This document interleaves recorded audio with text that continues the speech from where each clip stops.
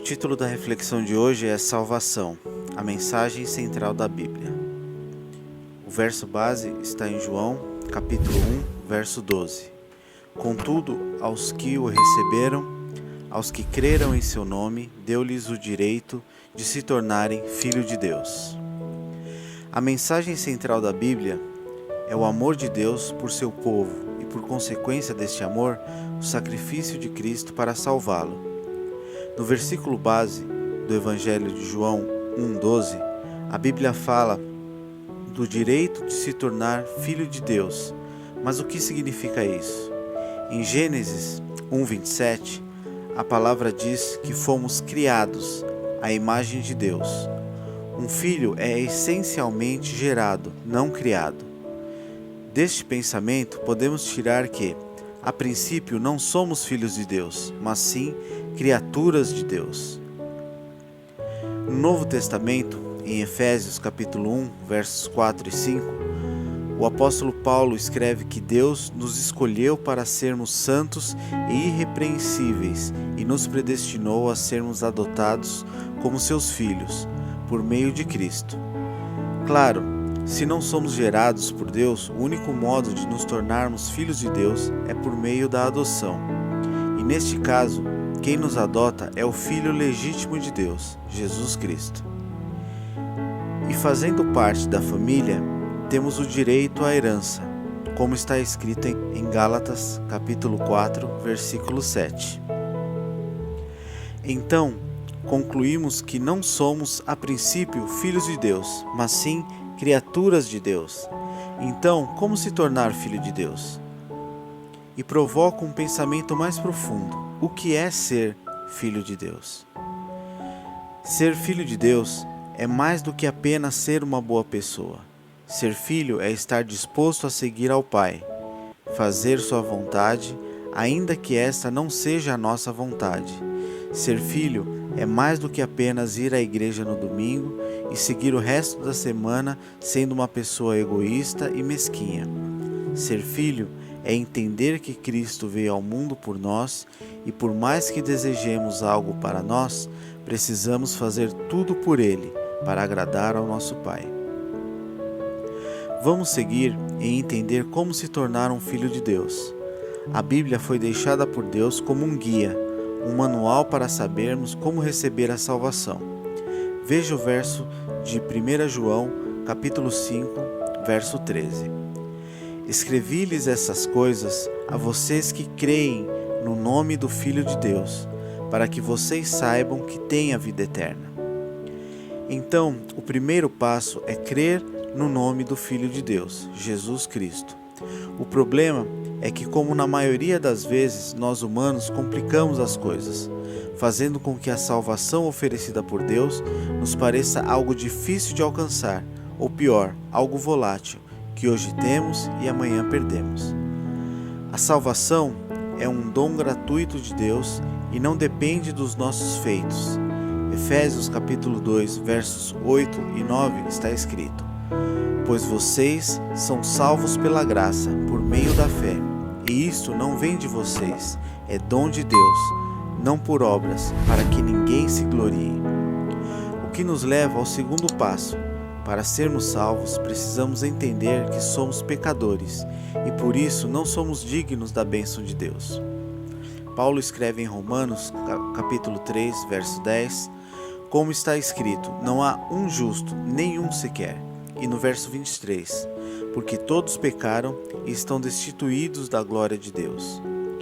Precisamos ter a noção de que, por mais bom coração que nós temos, nossa natureza é má e não nos impede de pecar, e o pecado nos separa de Deus. Na primeira parte do versículo de Romanos 6, 23, vemos que o salário do pecado é a morte. Portanto, temos que ter noção de que o pecado nos leva ao inferno, e se deleitar no pecado, nada nos aproxima de Deus. Ao contrário, nos deixa cada vez mais longe de sua bondade e misericórdia. Entendendo que somos pecadores e que Deus enviou Jesus para nos salvar, vamos ao terceiro passo: declarar que Jesus é nosso Salvador. De todos, Este é um dos pontos mais simples do processo, embora envolva uma tremenda profundidade em seu ato. Lemos em Romanos capítulo 10, verso 13: porque todo aquele que invocar o nome do Senhor será salvo. Simples assim. As pessoas têm colocado muitos obstáculos e dificuldades para a salvação, mas ela é recebida desta forma, simples e singela. Complementada em Romanos 10, versos de 9 e 10. A saber, se com a tua boca confessares ao Senhor Jesus e em teu coração creres que Deus o ressuscitou dentre os mortos, serás salvo. Visto que com o coração se crê para a justiça e com a boca se faz confissão para a salvação. Como disse, esse ponto é bem simples, mas profundo. É simples porque é só declarar, mas profundo porque essa declaração tem que nascer em seu coração. Não basta declarar sem ter entendido o propósito disto. Tendo este entendimento enraizado no coração, nos tornamos filhos de Deus, conforme o versículo base de hoje do Evangelho de João, capítulo 1, versos de 11 a 13. Veio para o que era seu, mas os seus não o receberam. Contudo, aos que o receberam, aos que creram em seu nome, deu-lhes o direito de se tornarem filhos de Deus, os quais não nasceram por descendência natural, nem pela vontade da carne, nem pela vontade de algum homem, mas nasceram de Deus. A salvação é o tema central da Bíblia e precisa ser ensinado e discutido em todos os lugares. Para você que ouviu até aqui, creu no sacrifício, entendeu o propósito de Jesus e quer se tornar um filho de Deus, eu peço que repita comigo esta oração. Senhor Jesus, eu sei que sou um pecador e se eu morresse agora no meu pecado, eu iria para o inferno. Eu sei que me ama e que veio para tomar o meu lugar na cruz. Por favor, perdoe todos os meus pecados. Neste momento, eu coloco toda a minha fé só em Ti, como meu Senhor e Salvador pessoal, para me levar um dia para o céu. Obrigado, Jesus, por me salvar. Agora eu quero orar por todos. Obrigado, Senhor, por este projeto e que ele possa alcançar muitas pessoas e ensinar a elas e a mim. Também eu oro por cada um que ouviu esta mensagem e que de alguma forma teve a sua palavra ministrada em seu coração. Obrigado por esta oportunidade. Em nome de Jesus, amém. Deus abençoe. Obrigado por ouvir a mensagem do pregador Batista. Compartilhe essa mensagem, pois ela pode ajudar muitas pessoas. O título da reflexão de hoje é: Podemos perder a salvação? O verso base está em 1 Coríntios, capítulo 3, versos de 11 a 15. Porque ninguém pode colocar outro alicerce além do que já está posto, que é Jesus Cristo. Se alguém constrói sobre esse alicerce, usando ouro, prata, pedras preciosas, madeira, feno ou palha, sua obra será mostrada, porque o dia a trará à luz, pois será revelada pelo fogo, que provará a qualidade da obra de cada um. Se o que alguém construiu permanecer, este receberá recompensa. Se o que alguém construiu se queimar, este sofrerá prejuízo, contudo, será salvo, como alguém que escapa através do fogo. A Bíblia diz em Efésios capítulo 2, versos 8 e 9, que a salvação não depende de nossas obras. Logo, a salvação não pode ser julgada, portanto, ela não pode ser perdida. A salvação é um ato de fé no sacrifício que Cristo fez por nós, e através deste sacrifício eu entrego a minha vida para que Ele seja o meu Senhor daqui por diante. E tendo Cristo como o meu Senhor, Deus, ao olhar para mim, não me vê, mas sim a Jesus, que teve os meus pecados transferidos a Ele. O que precisamos entender é que a conversão e, por consequência, a salvação é algo que nasce no coração do homem. inicia-se com o conhecimento e entendimento sobre o que Jesus veio fazer na terra. E do coração brota a vontade de se entregar a este Deus de amor. Claro que ao passar por este processo, não podemos ser a mesma pessoa. Obviamente, alguém que faz essa confissão de fé pública e continua sendo a mesma pessoa, não entendeu o propósito e o chamado que o sacrifício de Jesus traz. As obras são naturais de uma nova vida. No livro de Tiago, capítulo 2, versos 17 e 18, nos mostra isso. Assim também a fé, por si só, se não for acompanhada de obras, está morta. Mas alguém dirá: você tem fé, eu tenho obras. Mostre-me a sua fé sem obras, e eu lhe mostrarei a minha fé pelas obras.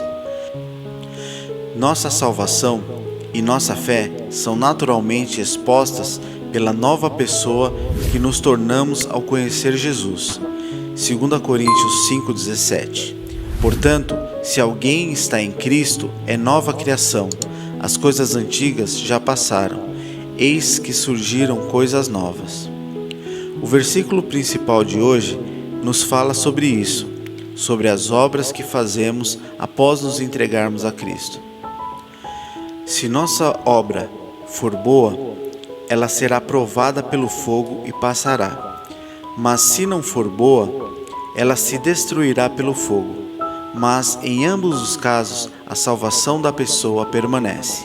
Diante disso, podemos crer que a salvação não é algo que podemos perder, e não é algo que devemos ficar tentando ver nos outros. Cada um deve se preocupar com a própria salvação, e através dela, ter uma nova vida expressa por suas obras daí em diante. Deus abençoe. Obrigado por ouvir essa reflexão do pregador Batista. Compartilhe essa mensagem, pois ela pode ajudar muitas pessoas.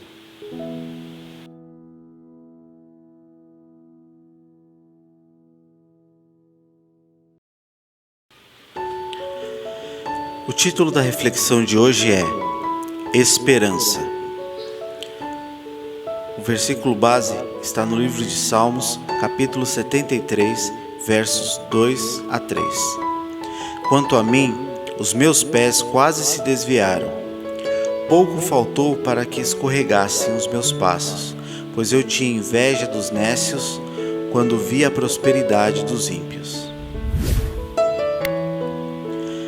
Nos dias atuais, vemos tanta corrupção e pessoas se aproveitando de situações críticas para tirar proveito próprio que podemos balançar, desanimar e até pensar se ainda vale a pena ser honesto. Mas devemos saber que vale a pena sim. Jesus nos ensina algo no livro de Lucas, capítulo 4, versos 5 a 8. E o diabo, levando-o ao alto monte, mostrou-lhe num momento de tempo todos os reinos do mundo. E disse-lhe o diabo: dar-te-ei a ti todo este poder e a sua glória, porque a mim me foi entregue, e eu dou a quem quero. Portanto, se tu me adorares, tudo será teu. E Jesus respondendo disse-lhe: vai-te para trás de mim, Satanás, porque está escrito: adorarás o Senhor teu Deus, e só a Ele servirás. A tentação sofrida por Jesus nos ensina que, por maior que seja o prêmio, nada vale para nos desviar do caminho do Senhor. Em Mateus 11, de 29 a 30, está escrito: tomai sobre vós o meu jugo, e aprendei de mim, que sou manso e humilde de coração, e encontrareis descanso para vossas almas, porque o meu jugo é suave e o meu fardo é leve. Jesus nos ensina a tomar o seu jugo, e por mais difícil que seja a situação que vemos ou passamos, entenderemos que podemos vivê-la de forma mais leve.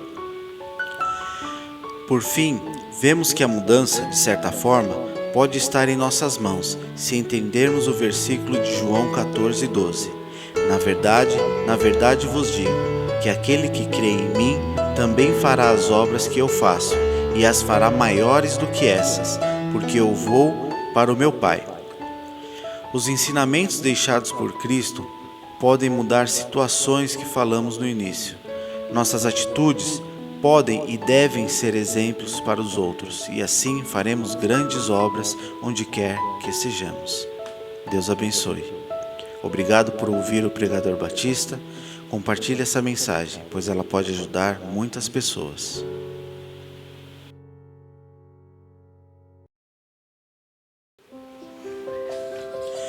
O título da reflexão de hoje é A Festa do Purim.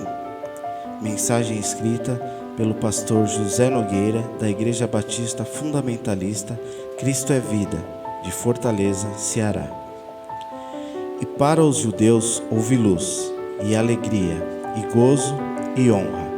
Esther, capítulo 6, versos 16.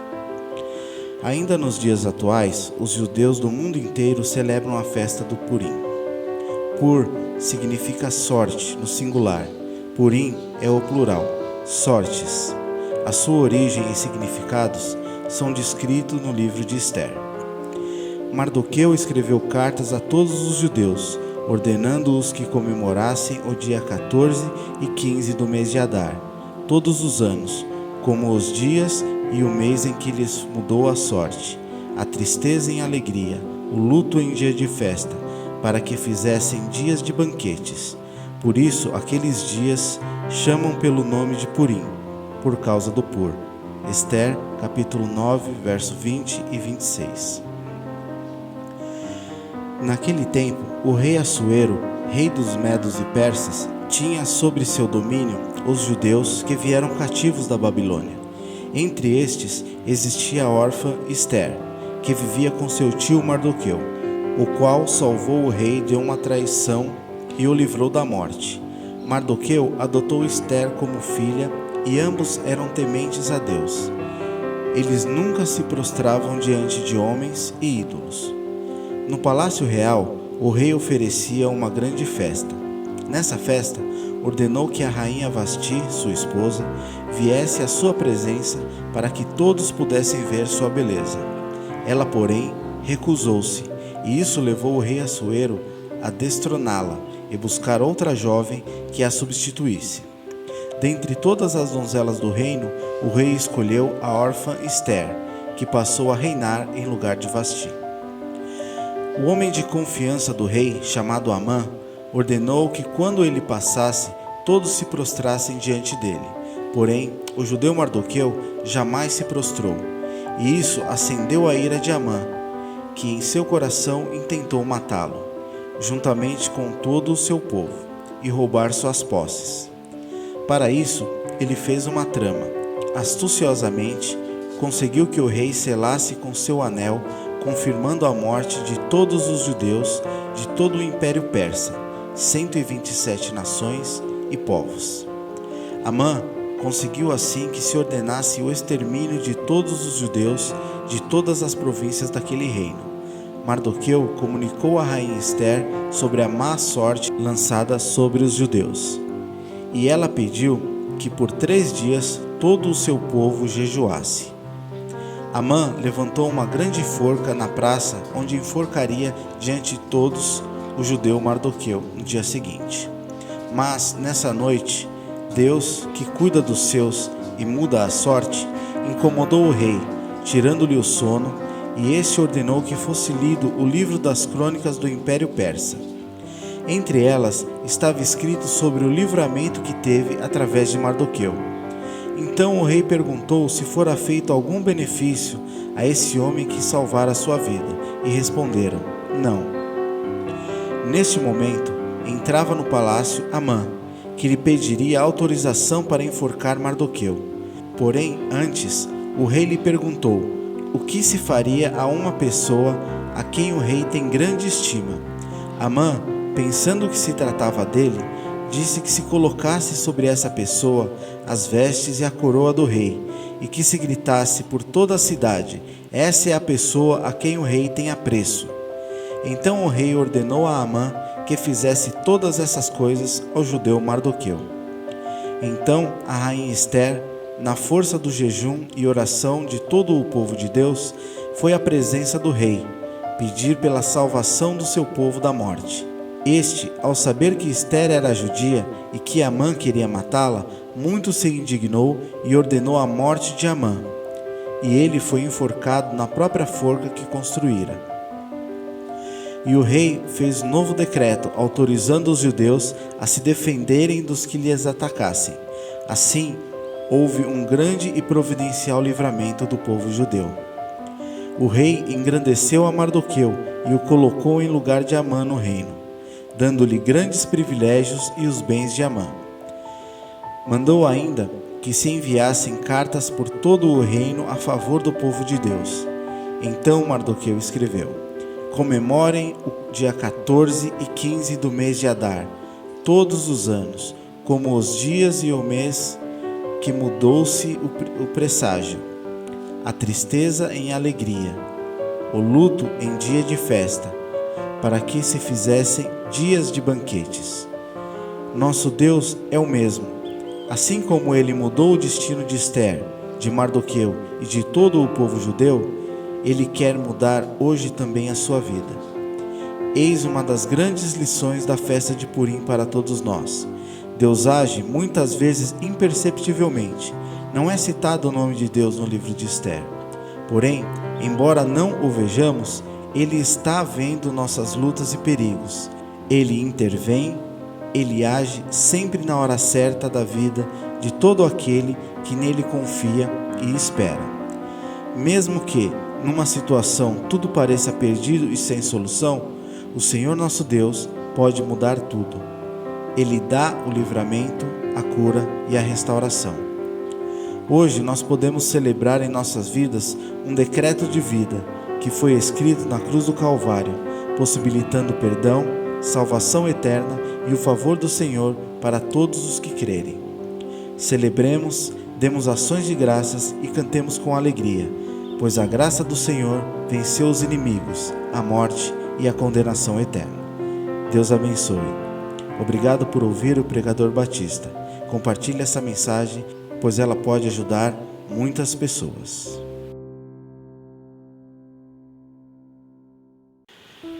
O título da reflexão de hoje é Sendo a Diferença. O versículo base está no livro de 2 Coríntios, capítulo 6, verso 14. Não se ponham em julgo desigual com descrentes, pois o que tem em comum a justiça e a maldade, ou que comunhão pode ter a luz com as trevas? Muitos levam este verso tão a sério que não entram em qualquer sociedade ou grupo que não tenham somente cristãos envolvidos. Eu não creio que o versículo fale sobre isso.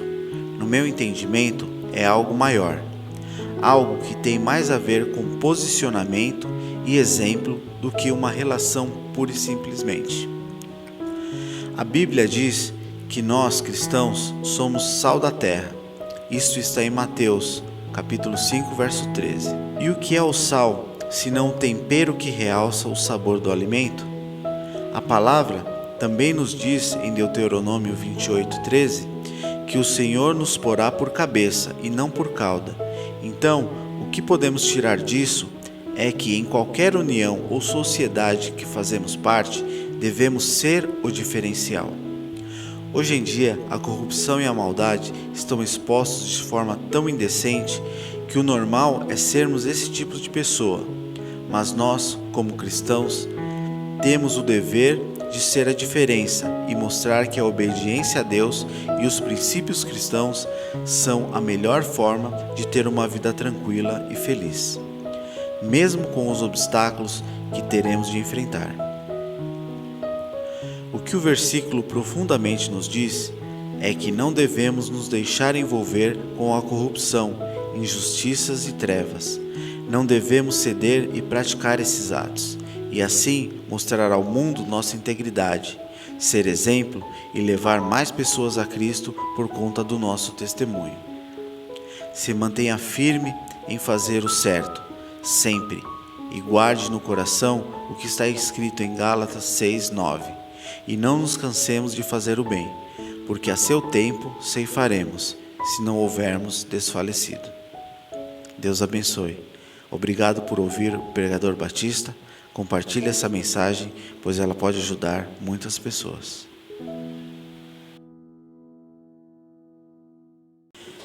O título da reflexão de hoje é Passo a Passo.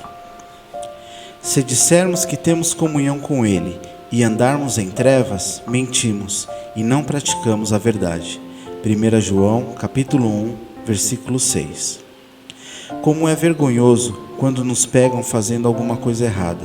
Por menor que possa ser este erro, nosso rosto ruboriza imediatamente e ficamos sem graça. Mas é interessante como tratamos nossa vida cristã. Muitos têm atitudes cristãs apenas no domingo e somente durante o tempo em que está na igreja. Chegando em casa, maltrata o cônjuge e os filhos, xinga os vizinhos pelo barulho que estão fazendo em pleno domingo e por aí vai. No Brasil, virou moda ser crente. As igrejas estão lotadas e as mídias notificam o crescente número de pessoas que se dizem evangélicas. Então, por que será que os índices de violência e corrupção não diminuem à medida que a população evangélica cresce? Justamente pelo que fala o texto base de hoje.